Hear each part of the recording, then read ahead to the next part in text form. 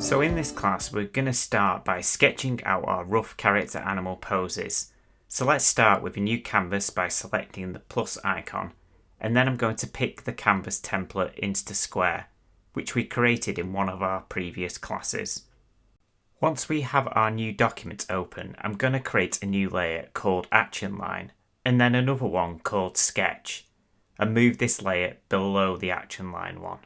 So in the previous class, we collected our reference photos in Pinterest, so I'm going to drag the app out from my dock and have it floating. Now my first prompt that I chose was fox jumping, so I'm going to pick this photo to have it larger.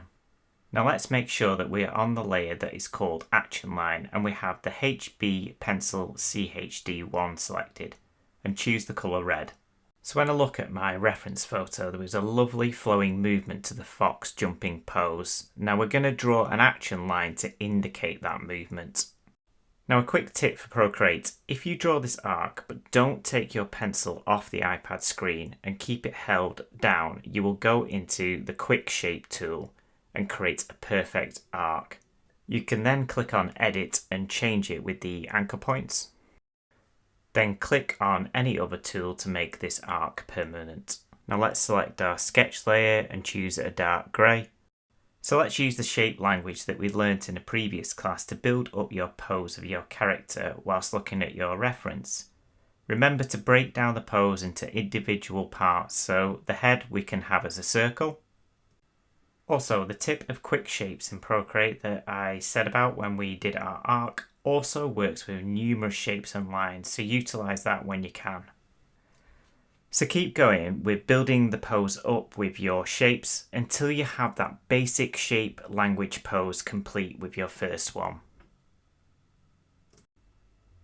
Remember, if you start to struggle at any stage creating your basic shape pose, refer back to the exercise we did of breaking down our animal using the photo below as a guide.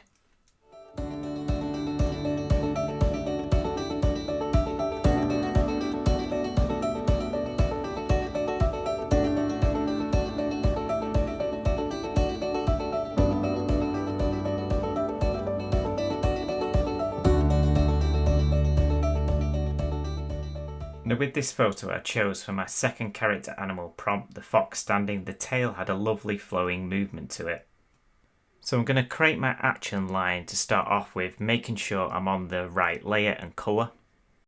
The flow of the movement comes down from the head through the body and then utilises that tail movement to finish off. Now if you're using the previous class exercise of tracing your photo to find the action lines and shape language, this is fine and a great way to build up your confidence on your illustration journey. But if you can eventually create these shapes without using the trace technique, you can start to manipulate the pose in your own unique way. So I think this pose, the fox standing character, would improve if the tail swooped back round under the legs. So I'm going to add this into mine. Don't worry too much about getting to the stage of not being reliant on a reference photo, as it really does take time and practice to get this right, and it's more important to build up your confidence. So my third prompt is fox sleeping, so I'm going to add my action line in, which I can see from the photo is a lovely swooping arc that goes from the head right around to the tail. Again, using those basic shapes and shape language, identify those key body parts of the animal character and add these in, making sure that we're on the right layer as we do it, and keep referring to that reference. My final prompt is a fox looking backwards and seeming sneaky.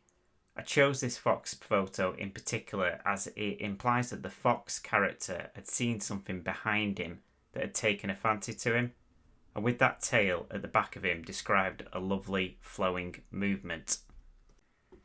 So by the end of this class you will either have 2 or 4 character poses depending on your class option that you chose, and each pose will have its action line and shapes that build up the character. These are now ready for the next class where we're going to be creating some detailed sketches.